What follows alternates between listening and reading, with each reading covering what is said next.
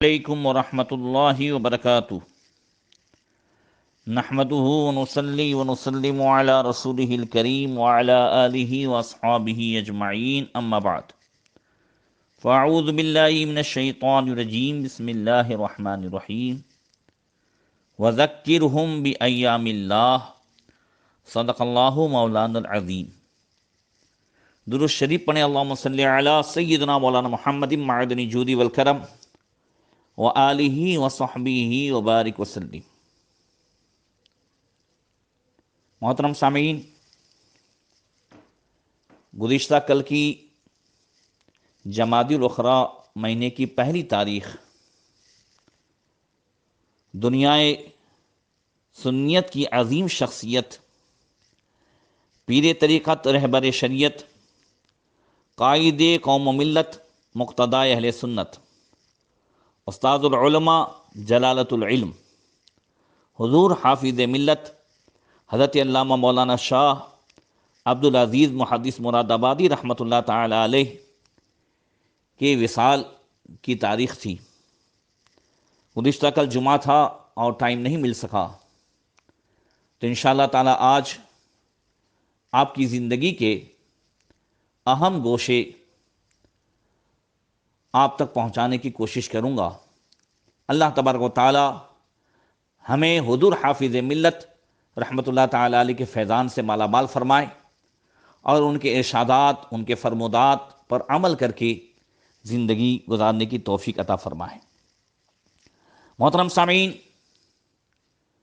الجامعۃ الاشرفیہ مبارک پور کی جو یونیورسٹی ہے، جو آج ہند و پاک میں دنیائے سنیت کی ایک عظیم الشان یونیورسٹی ہے، اسی یونیورسٹی کے بانی کا نام حضور حافظ ملت ہے۔ اتنی بڑی عظیم الشان یونیورسٹی جنہوں نے قائم کی اور اپنی زندگی کے قیمتی لمحات جنہوں نے اس کی بنیاد میں اور الجامعۃ الاشرفیہ مبارک پور کو آگے بڑھانے میں جنہوں نے گزار دیے، وہ ان کا خاندان، ان کے پیچھے ان کے ماں باپ کا کردار، حسن نیت، یہ ساری چیزیں کار فرما ہیں۔ حافظ ملت رحمۃ اللہ تعالی علیہ سن ہجری 1332 اور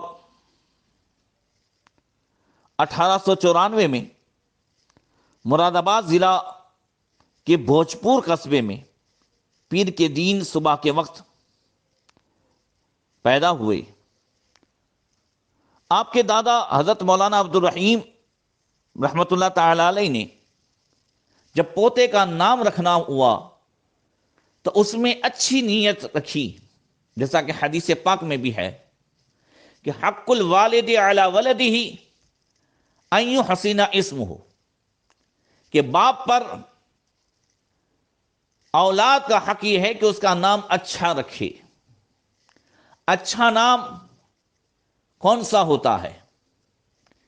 ایک تو یہ ہے کہ بھئی جس تاریخ کو پیدا ہوا تاریخی نام رکھ دیا، مگر تاریخی نام کے ساتھ ساتھ اعلیٰ حضرت فرماتے ہیں کہ بزرگوں کے نام پر نام رکھا جائے، اور اس میں اچھی نیت، اس لیے کہ ہر عمل کا دار و مدار نیت پر ہے۔ انما الاعمال بالنیات، عمل کا دار و مدار نیت پر ہے۔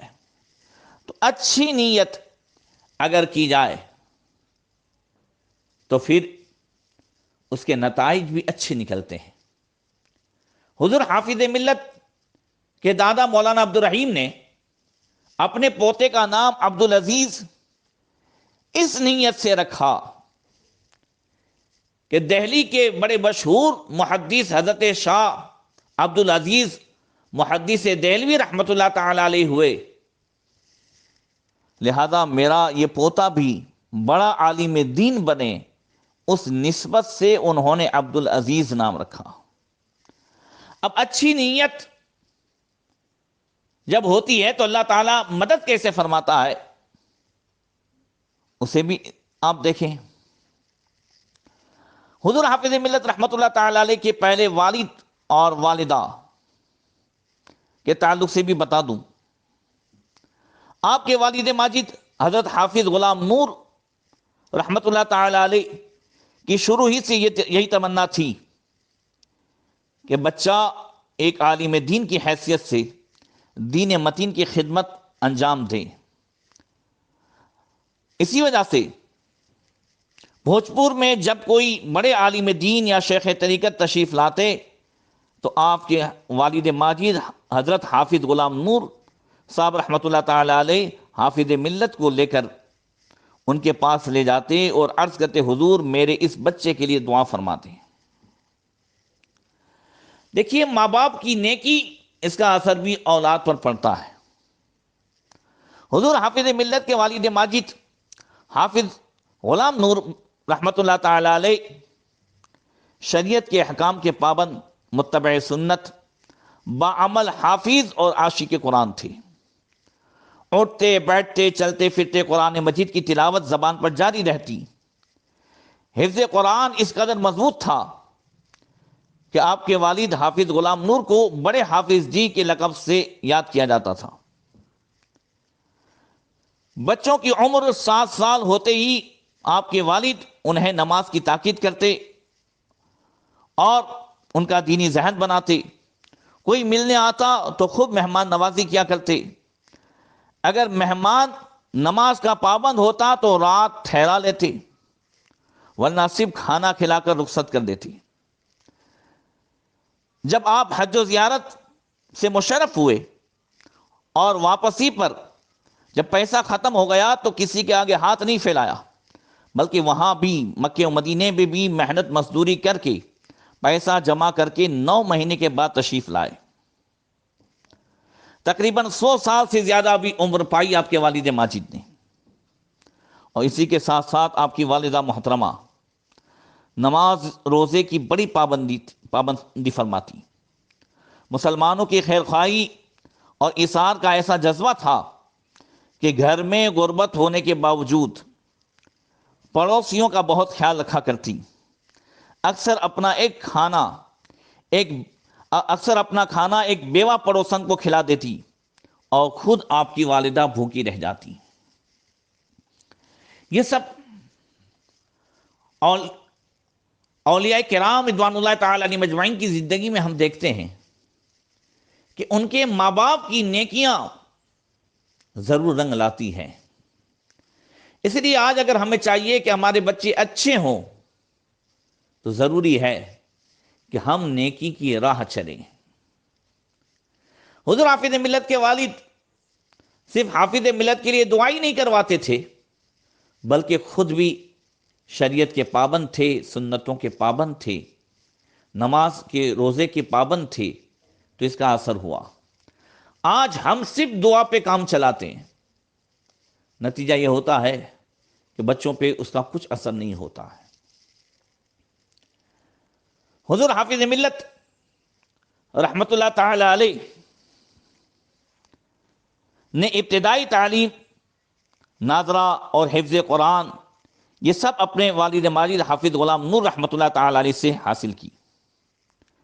اس کے علاوہ اردو کی 4 جماعتیں بھوجپور ہی میں آپ نے پڑھی۔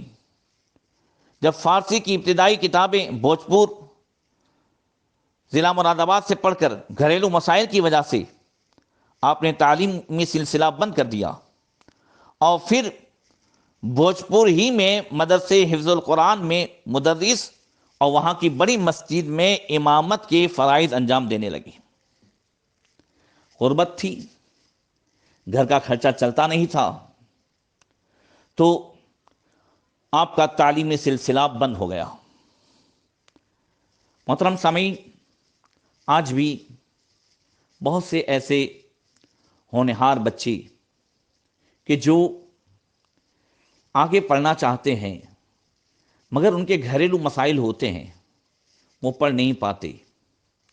اس وقت ہماری ذمہ داری ہوتی ہے کہ ہم ایسے بچوں کو، چاہے حافظ قرآن ہوں اور عالم بننا چاہتے ہوں، اور ایک دو جماعت پڑھ کر کے میں دیکھتا ہوں اکثر بچے چھوڑ دیتے ہیں. انہیں یا تو مدرسہ پڑھانا ہوتا ہے یا امامت کرانی ہوتی ہے. نتیجتاً آج ہم دیکھتے ہیں کہ بہت سارے بچے گھریلو مسائل کا شکار ہو کر وہ امامت وغیرہ میں لگ جاتے ہیں.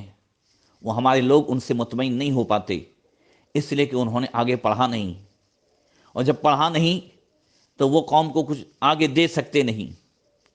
تو اس میں کچھ ہماری بھی ذمہ داری ہوتی ہے، ہم ایسے بچوں کو آگے بڑھائیں.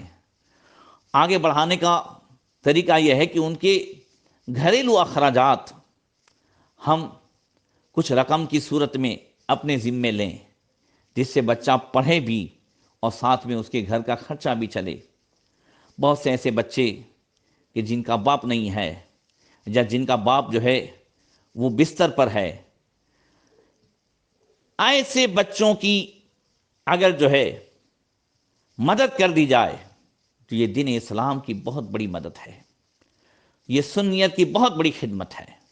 بہرکیف دیکھیں کہ حافظ ملت رحمۃ اللہ تعالی علیہ کا تعلیمی سلسلہ رک گیا، اور کبھی کبھی آپ اپنی والدہ ماجدہ سے کہتے کہ اماں جان آپ تو دادا حضور کا یہ فرمان سنایا کرتی تھی کہ تم عالم بنو گے، اس لیے تمہارا نام عبدالعزیز رکھا، لیکن میں عالم دین نہ بن سکا. یہ سن کر آپ کی والدہ ماجدہ کی آنکھیں آنسوؤں سے تر ہو جاتی اور آپ کی والدہ دعاؤں کے لیے ہاتھ اٹھا دیتی. ماں ماں ہے. اب دیکھیے، ایک طرف ماں کی دعا، ایک طرف دادا کی اچھی نیت، والد ماجد کی وہ جو ہے نیتیں کس طرح رنگ لائی. کچھ عرصے کے بعد حالات بدلے اور بھوجپور میں حضرت علامہ عبدالحق خیرآبادی رحمۃ اللہ تعالی علیہ کے شاگرد رشید طبیب حاذق مولانا حکیم محمد شریف حیدرآبادی رحمۃ اللہ تعالی علیہ آپ علاج کے سلسلے میں بھوجپور تشریف لانے لگے، اور جب بھی آتے تو حضور حافظ ملت کی اقتداء میں نماز ادا کرتے. ایک دن حافظ ملت سے کہنے لگے کہ آپ قرآن مجید تو بہت عمدہ پڑھتے ہیں، اگر آپ علم طب پڑھنا چاہتے ہیں تو میں پڑھا دوں. آپ نے جواب دیا، میرا ذریعہ معاش امامت اور تدریس ہی ہے، اور روزانہ مراد آباد آنا جانا میری طاقت سے باہر ہے. حکیم صاحب نے کہا، آپ ٹرین سے مراد آباد چلے جایا کریں اور سبق پڑھ کر بھوجپور واپس آ جایا کریں، تمام خرچے کی ذمہ داری میں اٹھاتا ہوں. والد صاحب نے اس کی اجازت دیتے ہوئے ارشاد فرمایا کہ روز کا آنا جانا اپ ڈاؤن کرنا مناسب نہیں، لہذا مراد آباد میں رہ کر ہی تعلیم مکمل کر دیں. اس طرح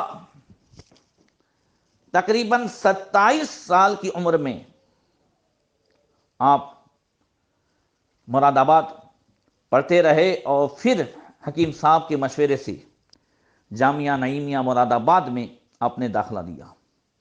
عمر کتنی ہے؟ 27 سال.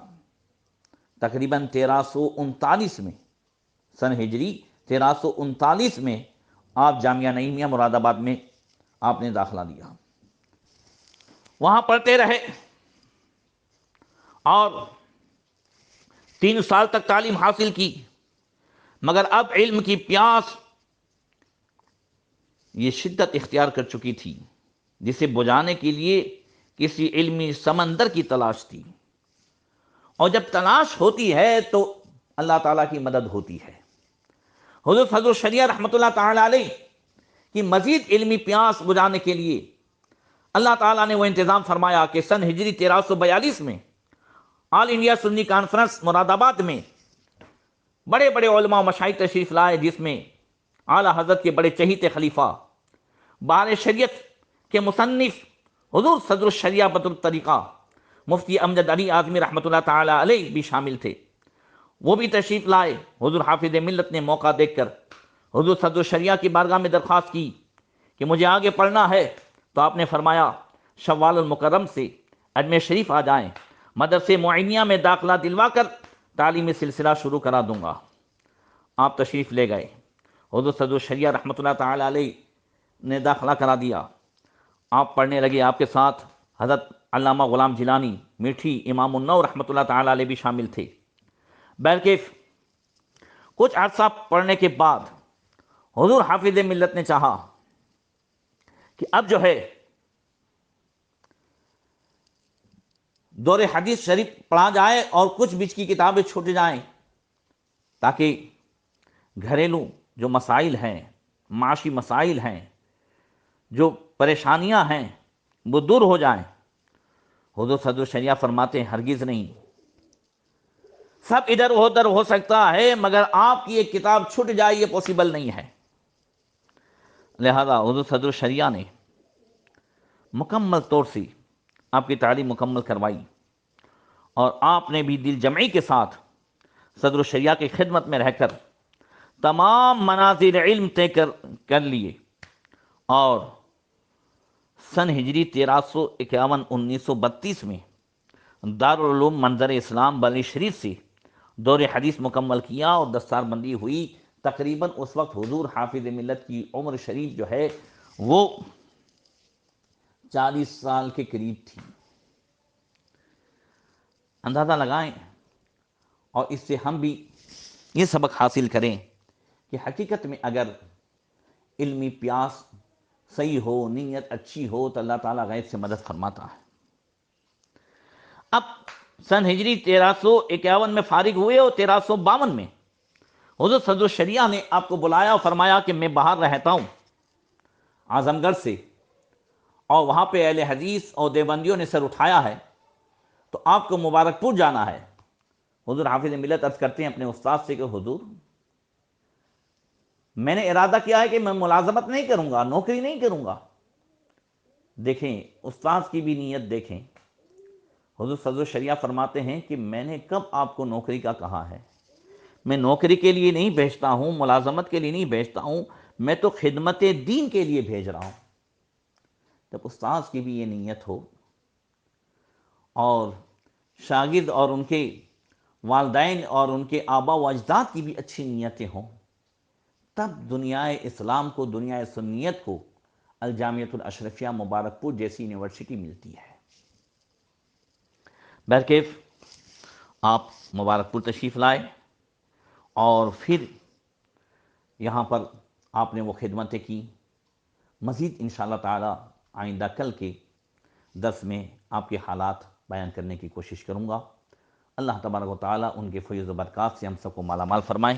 السلام علیکم ورحمۃ اللہ وبرکاتہ۔